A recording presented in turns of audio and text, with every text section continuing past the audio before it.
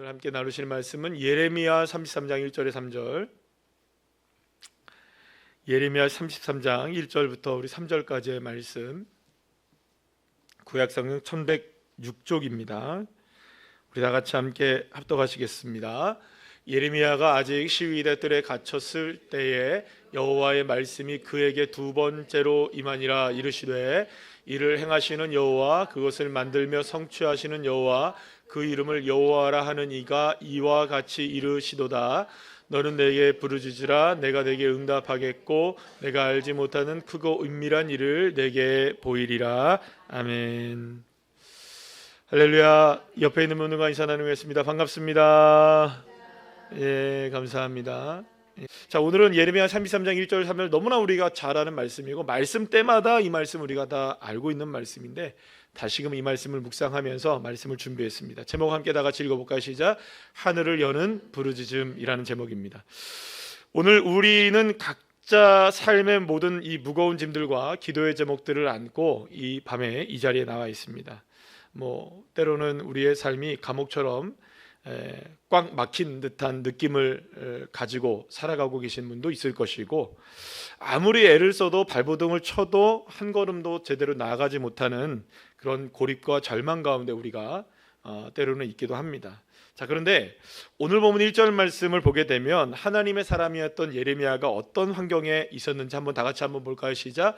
예레미야가 아직 시위대 뜰에 갇혀 있을 때에, 당시 이스라엘 상황은요 정말로 풍전등화와 같았습니다. 바벨론이 강력한 군대가 예루살렘으로 쳐들어왔고요, 멸망은 이제 곧 다가올 순간이었어요.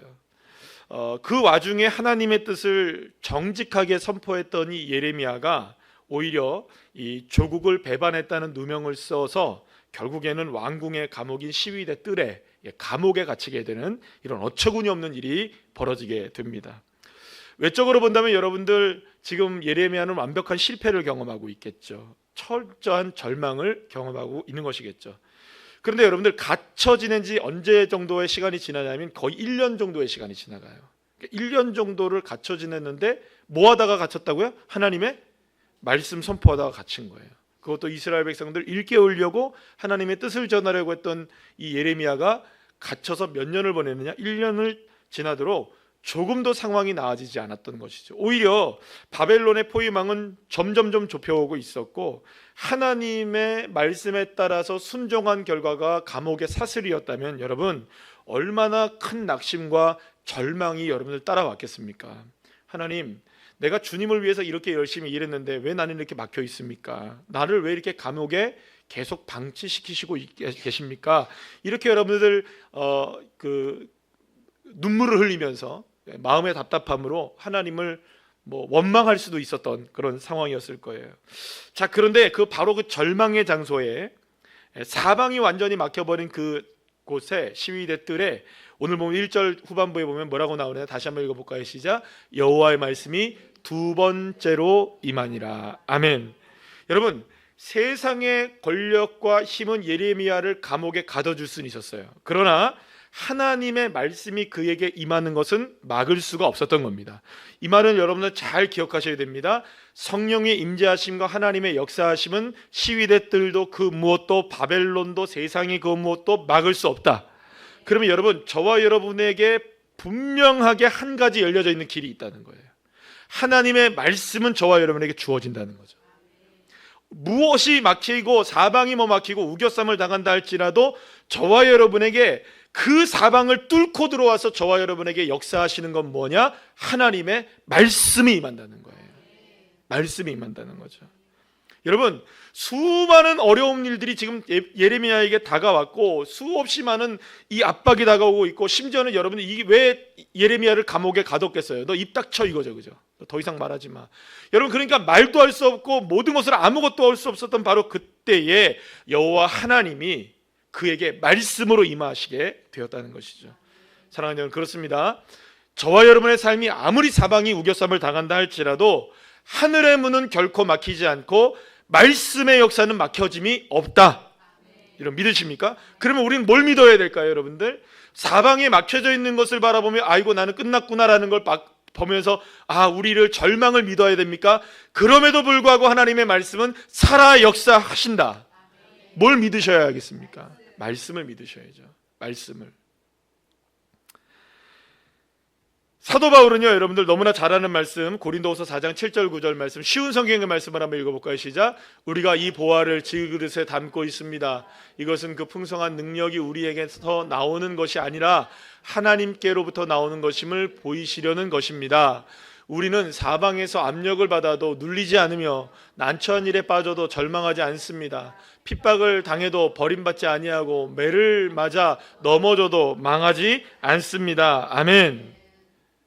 여러분들, 우리의 힘으로 망하지 않는다는 게 아니에요. 우리의 힘으로 압박을 이겨낼 수 있다는 게 아니에요. 우리의 능력으로 이거를 헤쳐나갈 수 있다는 얘기가 아닙니다.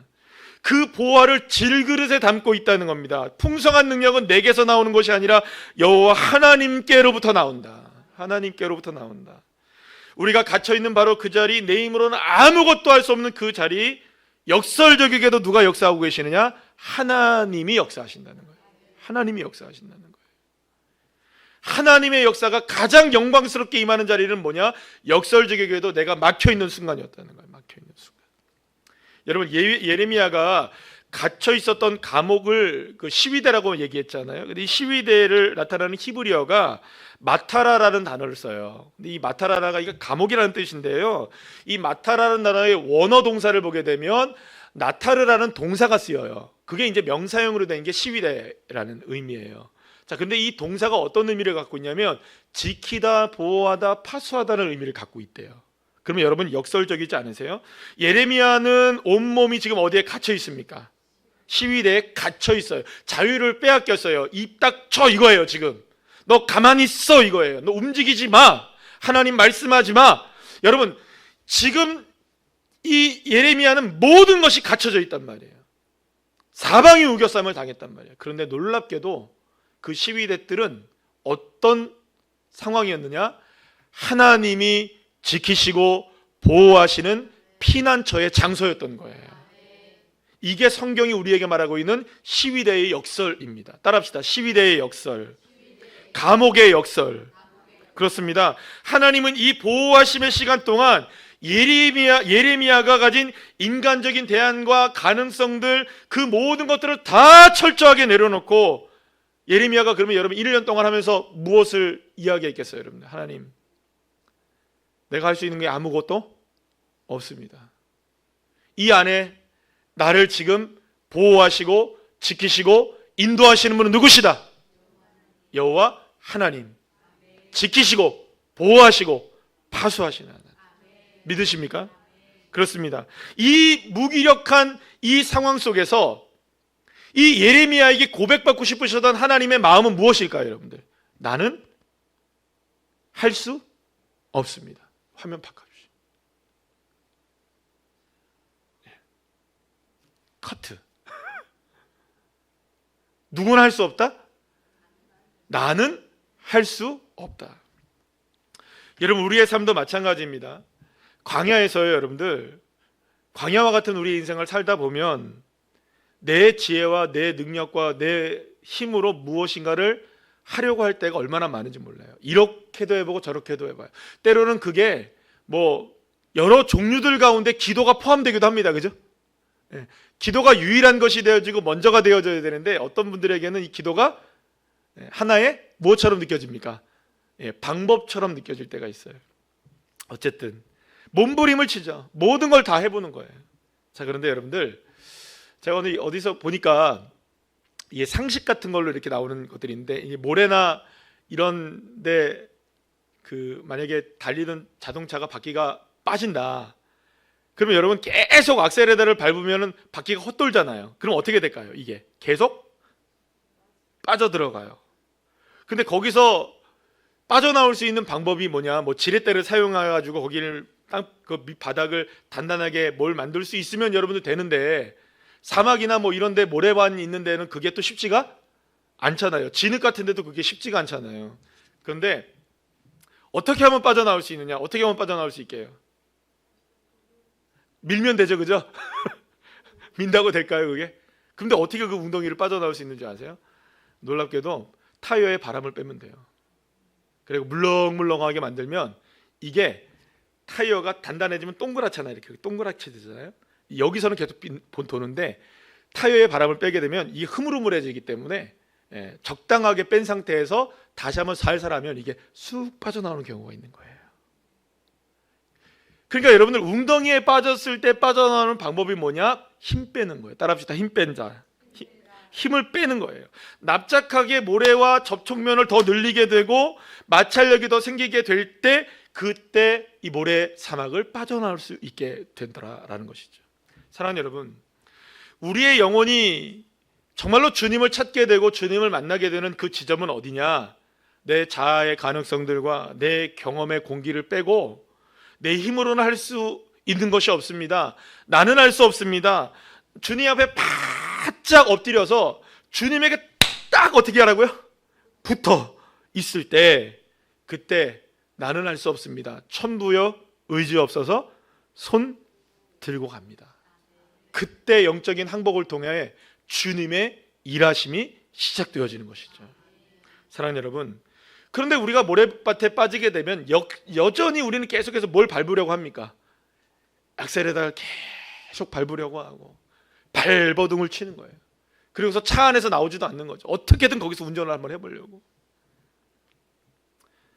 내 안에 남아있는 헛된 가능성의 바람을 완전히 빼고 주님께 나의 삶을 딱 붙이게 될 때 나의 힘으로는 돌파할 수 없는 것을 하나님의 능력을 내 능력 삼아, 할렐루야, 따라합시다. 하나님의 능력을 나의 능력 삼아, 할렐루야, 이 믿음으로 우리는 돌파해 갈 수가 있는 것이죠.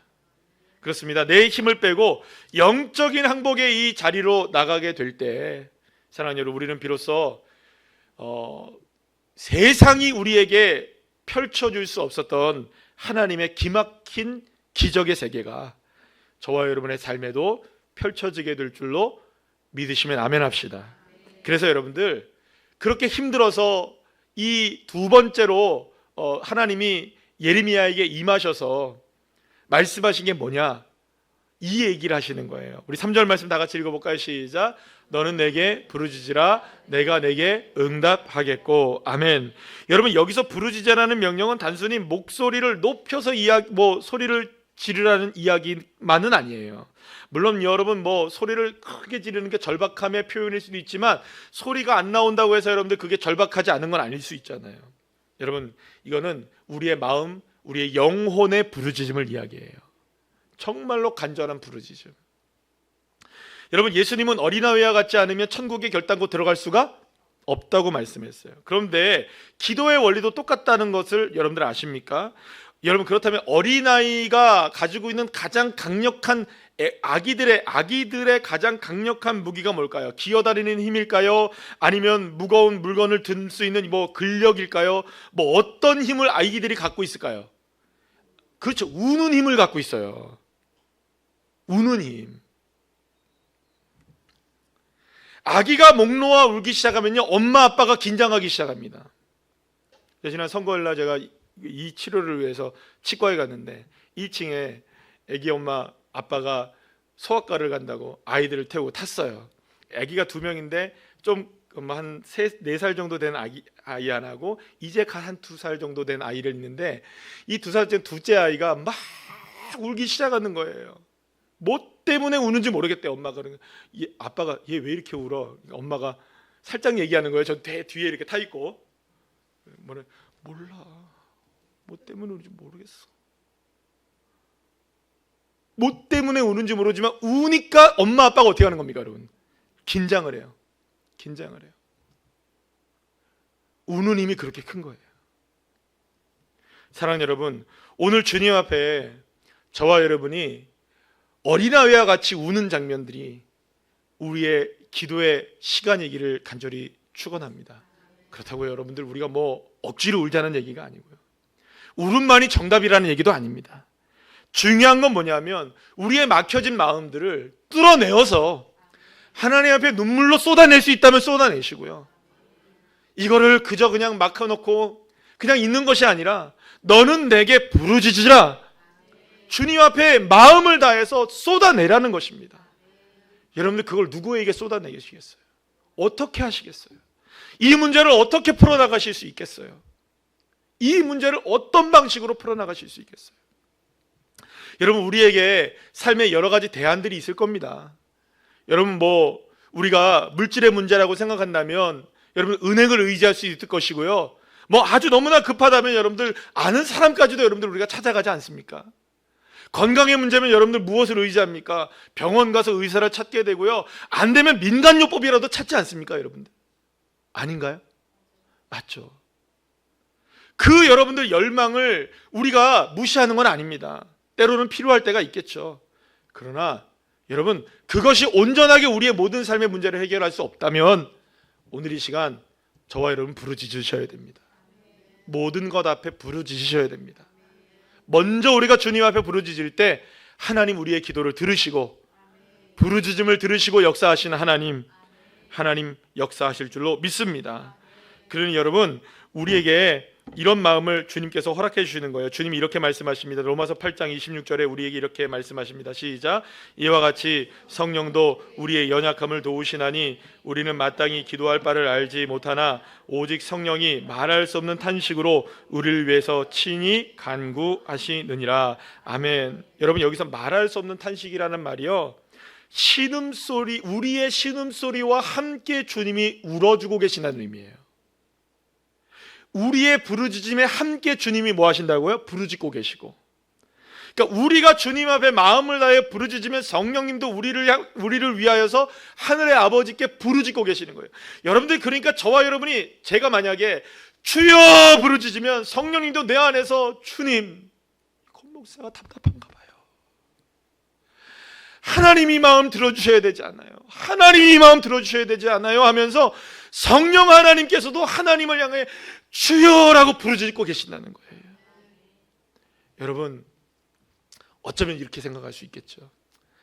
물론 꼭 부르짖어야 되냐? 그렇게 말하실 수 있을 거예요. 근데 좀 안 답답하시면 괜찮을 거예요. 그렇게 조금 답답해 보시면 이 부르짖는 게 얼마나 우리의 마음을 주님께 아뢰일 수 있는 너무나 놀라운 통로가 된다는 걸 여러분들 경험하시고 아시잖아요. 부르짖음을 참지 마시고요. 여러분들이 마음을 다해서 부르짖고 기도할 때마다 성령은 말할 수 없는 탄식으로 그 부르짖음에 함께 부르짖어 기도하고 계시다. 여러분, 성령님이 뭐 하시는 분이십니까? 우리를 위해서 보혜사시잖아요. 우리를 도와주시는 분이시잖아요. 주님이 내 안에 뭘 하고 계십니까? 날 도와주려고 계시잖아요. 나의 부르짖음을 알고 계시는 그 주님이 말할 수 없는 탄식으로 우리의 탄식과 함께 탄식하여 기도하시는 거예요. 주님이 여러분들 기도할 게 뭐가 있으셔서 기도하시겠어요? 주님이 하나님이시고 성령님이 하나님이신데 뭐 답답해서 여러분들 기도하시겠어요? 근데 단 하나, 왜 기도하시느냐? 왜 부르짖으시느냐? 주님이 말할 수 없는 탄식으로 우리를 위해 친히 간구하시느냐? 우리 마음 보시고, 우리의 믿음 보시고, 주님밖에 없습니다. 주님밖에 없습니다.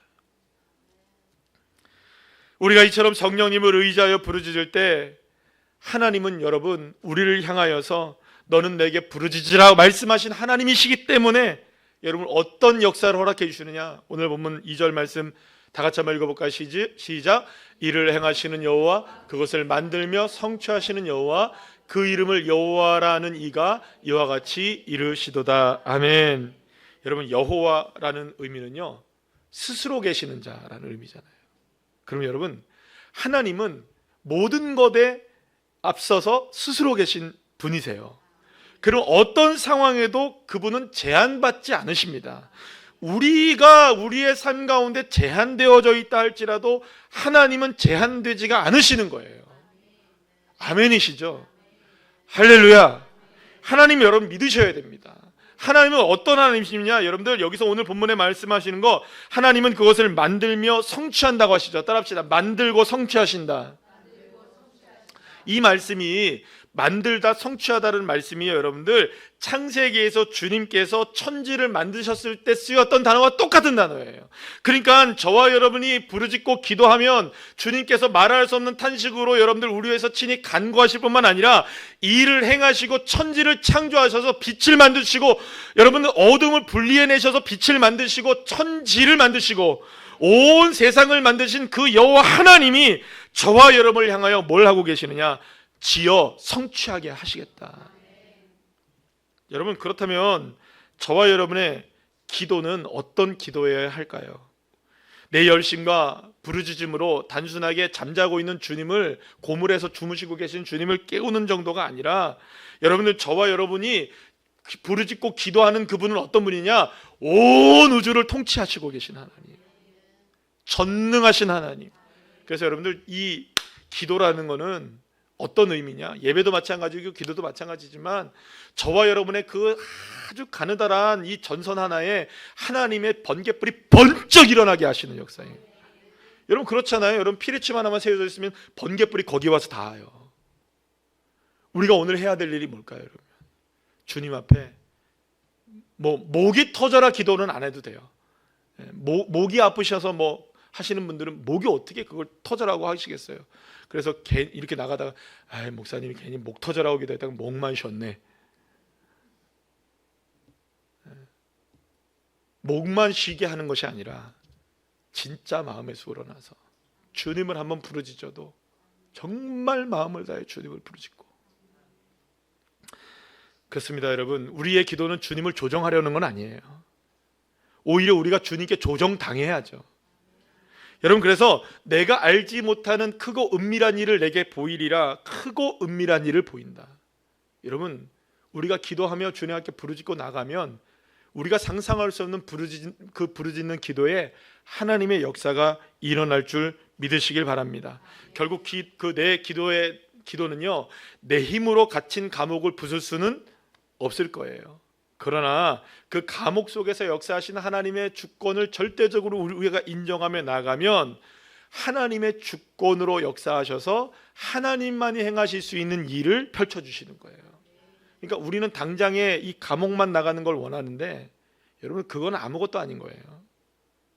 눈앞에 펼쳐진 것만도 여러분들 우리가 해결하는 게 버거운데 목사님 어떻게 그 다음 걸 생각해요? 라고 우리가 얘기할 수 있겠지만, 사랑하는 여러분, 하나님은 어쩌면 지금의 이 문제를 통해서 더 큰 걸 보게 하시기 원하는 거죠. 여러분, 그래서 우리 교회가 이제 하나님의 은혜 가운데 이제 드디어 우리가 도전을 하게 됩니다. 우리가 도전 이렇게 해서 도전한다는 얘기가 아니라 주님의 뜻 가운데, 주님의 계획 가운데 우리가 도전해 나가는 거죠. 우리 하나님이 정말 아름다운 성전을 우리에게 주실 것을 믿습니다. 그런데 여러분들, 주님이 왜 그 성전을 주시려고 하실까? 여러분들, 아무리 아름다운 성전이 우리에게 주어진다 하더라도 그 성전이든 예배당이든 그게 목적일 수는 없어요. 그게 목적이 되는 순간 여러분들, 예루살렘이 무너졌던 것처럼 그 모든 것들은 아무것도 아닌 것이 되는 거예요. 중요한 건 뭐냐면, 왜 우리가 하나님의 은혜 가운데 거기 이 예배당을 향하여 도전해 나가야 하는가? 그러면 우리의 시선은 어디에 머물러야 할까요? 그 다음에 머물러야 되는 거예요. 이 예배당 그 다음은 무엇인가? 이 말은 무슨 말이냐면, 그 예배당 다음에 또 뭘 하자는 얘기가 아니라 그걸 통하여 하나님이 새로운 우리 교회를 통해 어떤 역사를 나타내실 것인가? 왜 하나님이 그걸 통과하게 하시는가?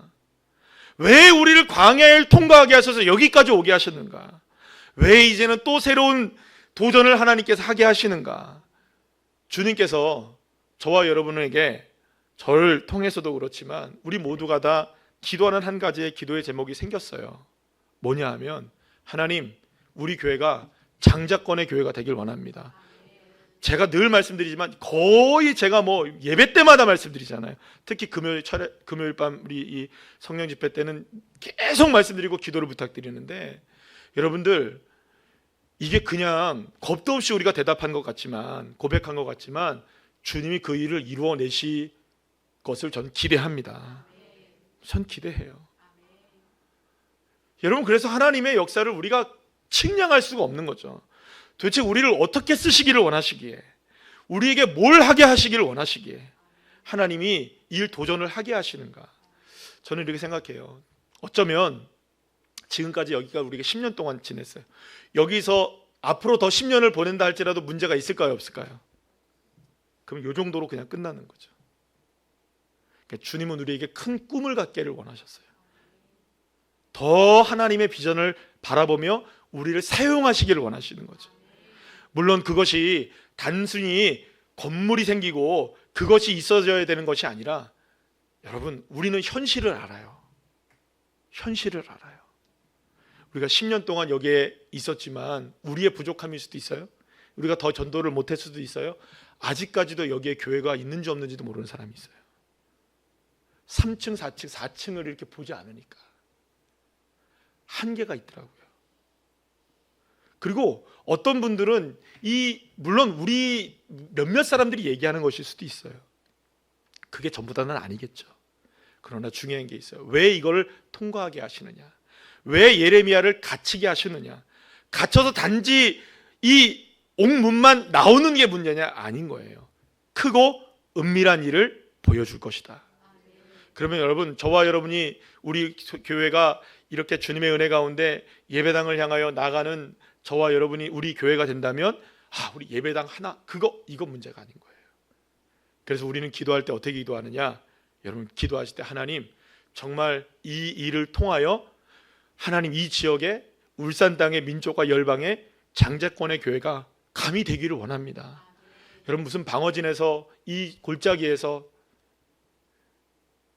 제가 이제 7월 15일 날에 그 광명에 있는 하울교회, 이번에 그 신현석 목사님 오시는 교회 청년회에서 한 20명에서 25명 정도가 저희 교회로 수련회를 와요. 그래서 내가 굳이 왜 여기로 오냐고, 불편하고 다 이렇게 한데, 그래서 지난 수요일 날 낮에 여기에 답사를 왔다 갔어요.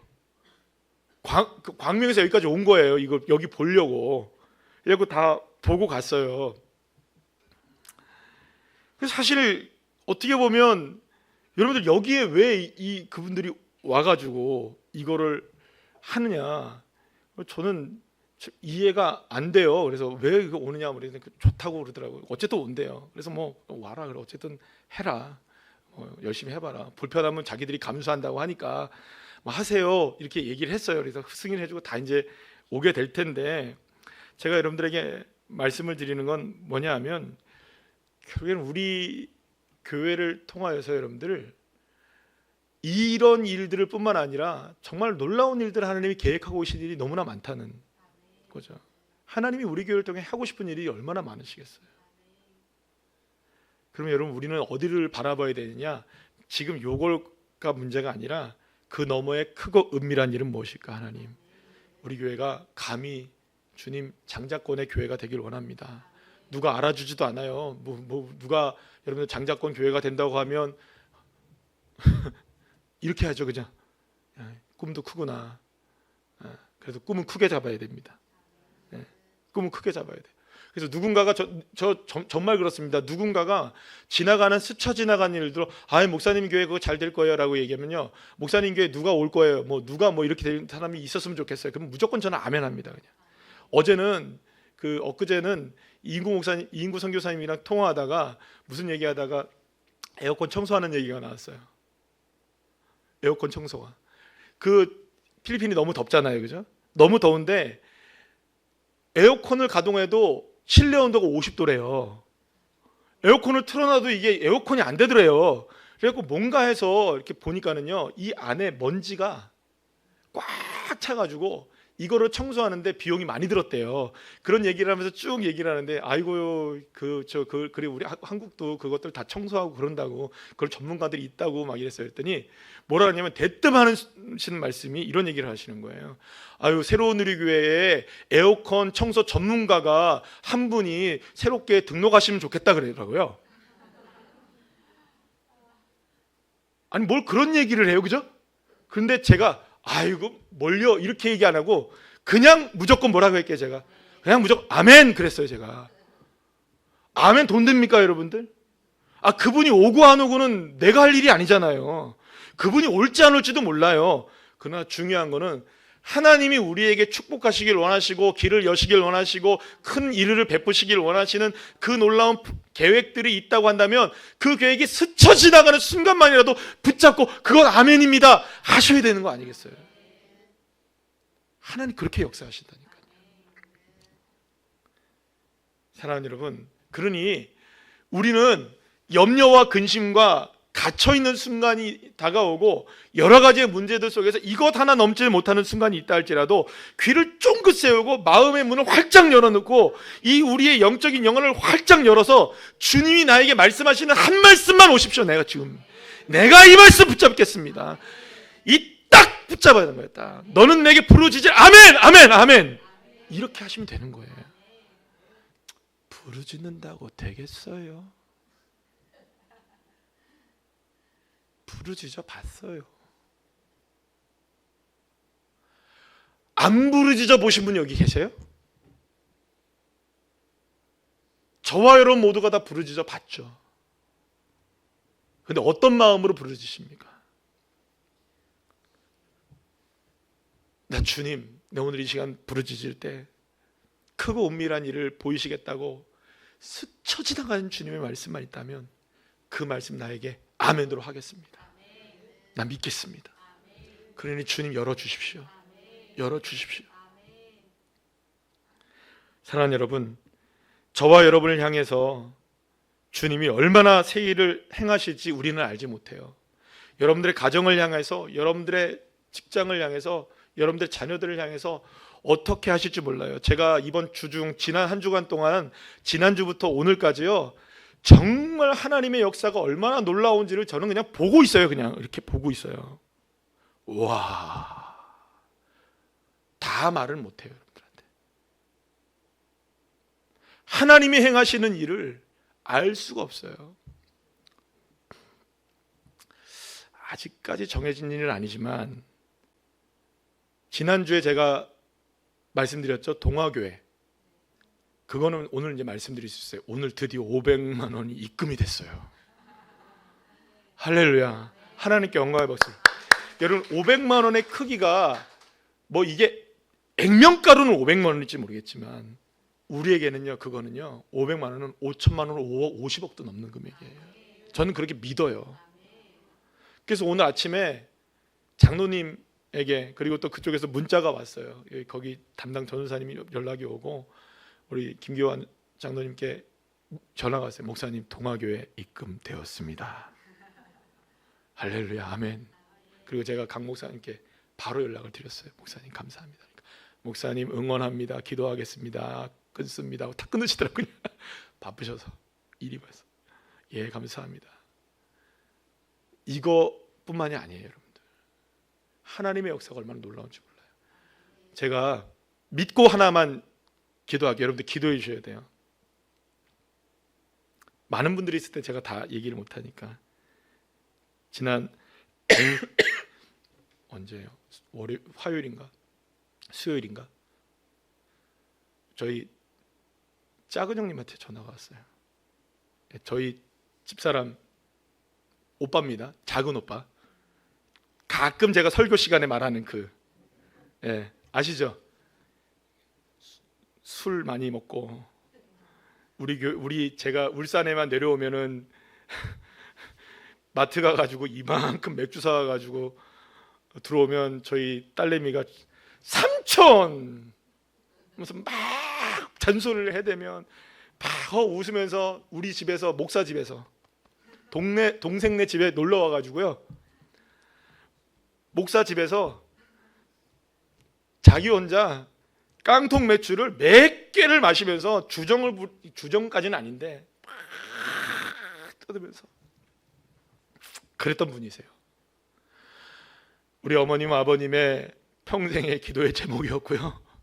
저와 저희 집사람도 마찬가지고 기도의 제목이에요. 하나님 저 인간 좀 어떻게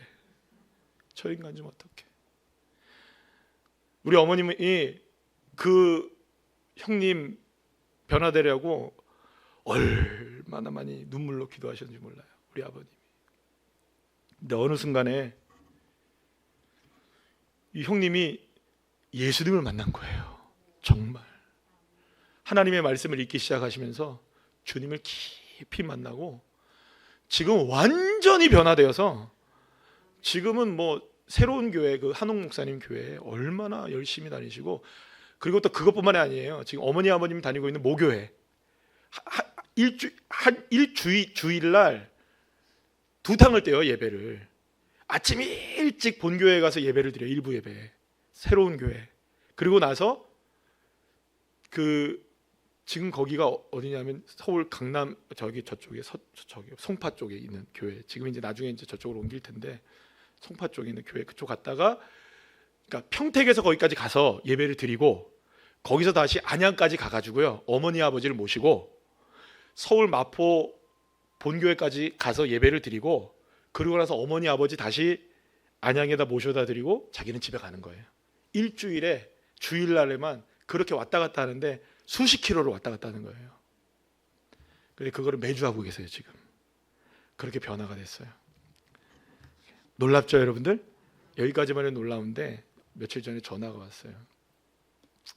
권 목사, 저한테 직접 전화가 왔어요. 권 목사, 교회가 건축한다는 얘기를 영란이한테 들었다고. 영란이는 누군지 아시죠? 예. 내가 마음이 변할까봐 권 목사한테 전화했어. 마음이 변할까봐. 갑자기 퇴직금을 정산할 일이 생겼대요. 갑자기. 그것도 갑자기. 근데 그 퇴직금을 정산하고 뭐 이렇게 되면 그 11조나 이런 것들 여러 가지를 해가지고 한 1,000만 원이 될 것 같아. 내 마음이 변할까봐 지금 전화한 거야. 1,000만 원 내가 교회 건축금 할게. 제가 그 얘기를 운전하면서 들었어요. 운전하면서. 내가 지금 이 이야기를 하는 거는 마음 변할까봐 내가 하는 거야. 그리고 뒤에 말 뭐라고 붙이는 줄 아세요? 제가 그래서 여러분들한테 얘기하는 거예요. 허락받고 얘기하는 거예요, 지금 이게. 그 목사, 형님 너무 감사해요. 형님이 이렇게 하셨다는 거 우리 성도님들이 알면 우리 형님 참 너무, 우리 성도님들도 도전받을 것 같아요. 이렇게 얘기를 했어요. 그럼 이렇게 얘기해. 예전에 그렇게 술 마시고 그렇게 했던 사람이 변화되어 가지고 이렇게 됐다는 걸 얘기해도 돼. 그래서 제가 여러분들에게 얘기 드리는 거예요. 지금 기도해 주셔야 돼. 마음 안 변하도록. 아직 입금 안 됐으니까. 여러분, 왜 이걸 제가 말씀을 드리냐면요, 뭐 형님이 이렇게 했다 이렇게 말씀드리는 게 아니고요, 우리가 움직이지 않아도 주님이 역사하셔요. 주님이 일하시고 계시고. 그냥 여러분, 우리가 염려한다고 한 자라도 키를 세울 수가 없잖아요. 우리는 뭐만 기도하면 되냐면, 하나님 크고 은밀한 일을 보여주세요. 우리에게 갇혀져 있고 사방이 막혀져 있고 아무것도 될 수 없는 일이 있다 할지라도 하나님 역사해 주세요. 하나님 역사해 주세요. 기도만 하시면 돼요. 그러니까 오늘 이 시간에 여러분들, 일을 행하신 여호와, 그것을 성취하시는 여호와, 그 이름을 여호와라는 자가 우리에게 말씀하십니다. 다 같이 한번 시작. 너는 내게 부르짖으라. 아멘. 할렐루야.